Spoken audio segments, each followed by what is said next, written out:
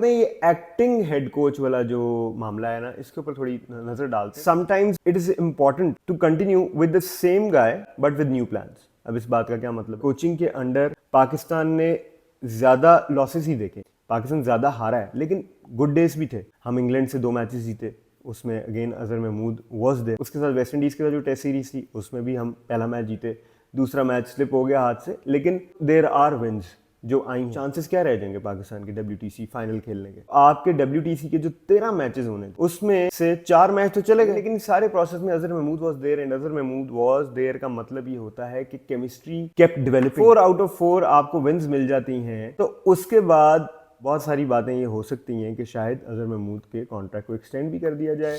Viewers, Pakistan red ball cricket के हवाले से एक बहुत बड़ी खबर, फॉर्मर क्रिकेटर अजहर महमूद को अपॉइंट कर दिया गया है as acting head coach, interim head coach of red ball cricket till April 2026। जो प्रेस रिलीज जारी की गई है उसमें ये मेंशन्ड है कि जो उनका ऑलरेडी कॉन्ट्रैक्ट चल रहा है विद PCB, तब तक वो एक्टिंग रेड बॉल कोच रहेंगे। जिसका मतलब ये है कि जब तक वो पाकिस्तान के कोच रहेंगे तब तक उनको सिर्फ 2 सीरीज खेलने को मिलेंगी, one against south Africa and the other one against Bangladesh. South Africa की जो 2 मैच सीरीज है वो आ रही है आपकी नवंबर में 2025, जिसमें साउथ अफ्रीका पाकिस्तान विजिट कर रहा होगा, और उसके बाद बांग्लादेश के साथ जो सीरीज है वो आ रही है मार्च 2026 में, पाकिस्तान बांग्लादेश टूर कर रहा होगा। जहां तक बात है अजहर महमूद के पोर्टफोलियो की, तो पाकिस्तान के साथ तो वो एक अरसे से लिंक्ड है। 2016 से पाकिस्तान के साथ इन एंड आउट वो कोचिंग रोल में, कभी बॉलिंग कोचिंग रोल में एंगेज रहे हैं। PSL में भी उनको हमने देखा, और रिसेंटली तो असिस्टेंट कोच रहे हैं for Pakistan red ball and white ball, जिसमें जेसन गिलेस्पी के साथ भी उन्होंने काम किया है, गैरी कर्सन के साथ भी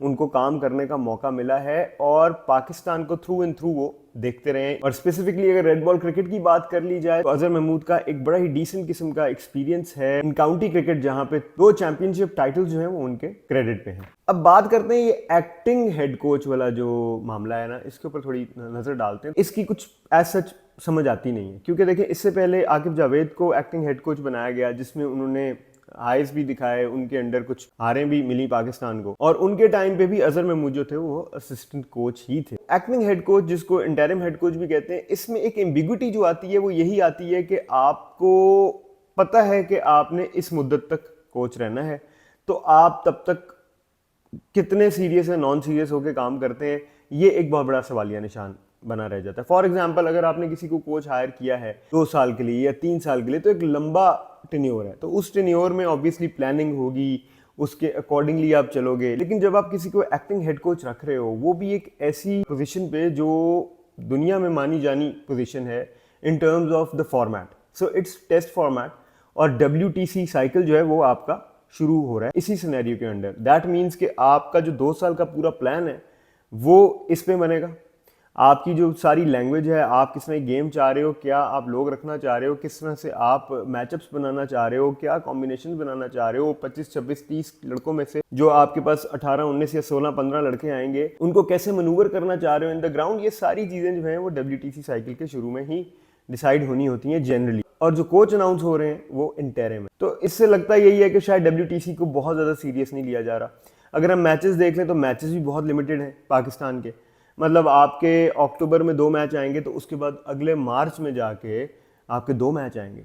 2 मैचेस का मतलब ये है कि आपके प्लेयर्स को मौका ही नहीं मिल पा रहा कंडीशंस को अडेप्ट करने का, उनको एडजस्ट करने का। सो वो एक अलग पूरी की पूरी कहानी है जिस पे हम कभी बाद में बात करेंगे। लेकिन जो भी इंपॉर्टेंट चीज़ है, जब हम अजहर महमूद को देखते हैं ना इस रोल में, तो मुझे तो पर्सनली बिल्कुल भी ऐसी फीलिंग नहीं आती कि यार एक्सपीरियंस शायद कम है। उसकी वजह ये कि पाकिस्तान क्रिकेट टीम के साथ तो बहुत ज्यादा experience, be it red ball, be it white ball, और रिसेंटली तो हेड कोच भी थे न्यूजीलैंड के against. Azhar Mahmood was the head coach of Pakistan cricket team. अब खैर अनाउंसमेंट हो गई है, everything is very crystal clear. अब इससे बढ़ते हैं आगे, बजाय इसके कि इस डिसीजन को बहुत ज़्यादा अंदर इसके घुसें, इसका एक्सरे करें, उसके बाद इसके हम पीसेस करके खोल खोल के देखें, इसको यूं इंटैक्ट रहने देते हैं और बढ़ते हैं आगे। और आगे बढ़ के ये देखते हैं कि अब पाकिस्तान रेड बॉल क्रिकेट किस तरह से शेप अप होगी, क्योंकि जो बहुत इंपॉर्टेंट चीज़ है वो ये है, जो पिछले पूरे 1-1.5 साल बात होती रही, वो यही थी कि भाई first class cricket, red ball cricket, test matches ये ज़्यादा होंगे तो बड़े प्लेयर पाकिस्तान में आएंगे। अगर आप शॉर्ट फॉर्मेट खेलोगे तो फिर बड़े प्लेयर तो नहीं आएंगे, वो तो शॉर्ट फॉर्मेट के प्लेयर होंगे ना। तो शॉर्ट फॉर्मेट के प्लेयर्स को भी फर्स्ट क्लास क्रिकेट और उसके बाद फिर रेड बॉल क्रिकेट वाला फ्लेवर जो है वो एटलीस्ट साल में एक दफ़ा तो बड़े भरपूर तरीके से लेना चाहिए, क्योंकि एक लेंथी क्रिकेट फॉर्मेट है, एक ही मैच में आपको मौके ज़्यादा मिल रहे हैं, आप एक अलग तरह से टेस्ट हो रहे होते हो उसमें, so it is very important. लेकिन फिर आप ये भी देख रहे हो कि आप इस तरह की मूव्स भी कर रहे हैं जिसमें आप फिर टेम्पररी कोचेज रख रहे हो, उससे क्लियरली ये सिग्नल भी जाता है कि भाई जो ये कोच हैं ये डेफिनेटली चेंज होंगे ही होंगे। तो आपके WTC के जो 13 मैचेस होने थे उसमें से 4 मैच तो चले गए, और फिर फर्ज करें एक और नए कोच आते हैं, उनको कुछ 2-3 महीने मिलते हैं एडजस्टमेंट करने के लिए, तो उन पे कितना लोड होगा और फिर चांसेस क्या रह जाएंगे पाकिस्तान के WTC फाइनल खेलने के। अब अगर इसकी फ्लिप साइड देखी जाए तो अगर अजहर महमूद 4 आउट ऑफ 4 फर्ज करें कर लेते, 4 आउट ऑफ 4 आपको विन्स मिल जाती हैं, तो उसके बाद कहानी चेंज हो सकती है। उसके बाद बहुत सारी बातें ये हो सकती हैं कि शायद अजहर महमूद के कॉन्ट्रैक्ट को एक्सटेंड भी कर दिया जाए, उनको as a head coach confirm भी कर दिया जाए, और फिर WTC 2025 टू 2027 अजहर महमूद ही फिनिश कर रहे हो। एक और जो प्रो है इस अनाउंसमेंट का मेरी नज़र में, sometimes it is important to continue with the same guy but with new plans. इस बात का ये मतलब है कि अगर आप हर 3-6 महीने बाद तब्दीलियां करेंगे कोचिंग में, कप्तानी में, तो ठहराव नहीं आएगा। देखें, जब आप किसी चीज़ में फेल होते हो ना, तो उसके बाद आप चीज़ें करते हो, देखते हो, सीखते हो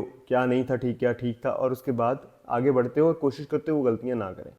अब अजहर महमूद कोचिंग के अंडर पाकिस्तान ने ज़्यादा लॉसेस ही देखे, पाकिस्तान ज़्यादा हारा है, लेकिन गुड डेज भी थे।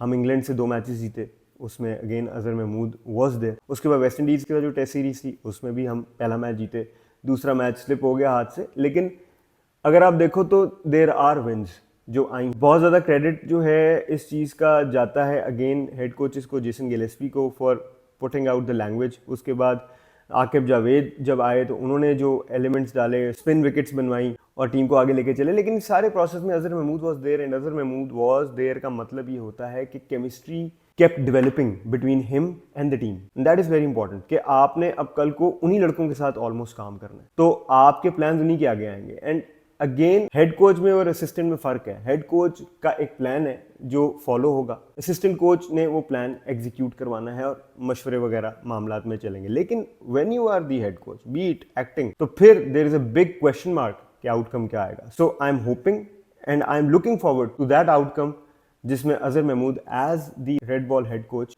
आउटशाइन करेंगे। So let's see, local coach comes with his advantages, जिसमें आपकी ऑब्वियसली लैंग्वेज बैरियर नहीं होता, कल्चरल डिफरेंसेस नहीं होते, और ये वो चीज़ें जो इवेंचुअली रिजल्ट्स लेके बिल्कुल आ सकती हैं, हेल्प करती हैं रिजल्ट्स में, चीज़ों को, प्लान्स को एग्जीक्यूट करने में आसानी हो जाती है। आपको क्या लगता है ये एक्टिंग हेड कोच वाला जो मामला है ये होना चाहिए या नहीं होना चाहिए, और क्या आप अजहर महमूद को अप्रैल 2026 के बाद भी पाकिस्तान का रेड बॉल हेड कोच देख रहे हैं या नहीं देख रहे हैं, हमें बताएं।